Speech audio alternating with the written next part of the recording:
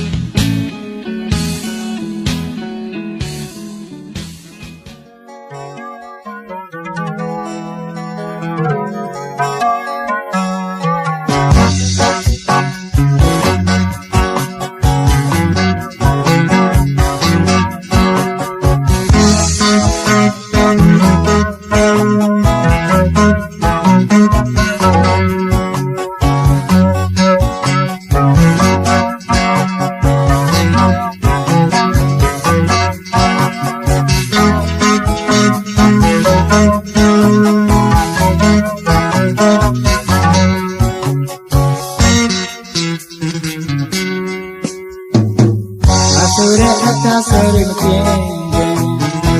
ငါကိုယ်တိုင်အမှလုံးနေမှာပဲလူကိုလူချင်းချစ်တဲ့စိတ်ကလေးဝင်ဝိညာဉ်ရဲ့ယုံမှုဖြစ်တာပဲမမနာတဲ့ထင်တာလေးလုံးနဲ့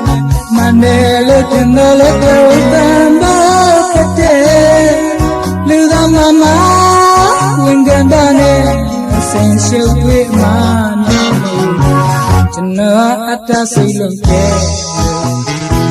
ဒီလူမဝတ်လိုက်လို့လာပါပြီဘာဆိုရမပြောလဲသိပါလေရာရာမဆုံးရှုံးနေပြီ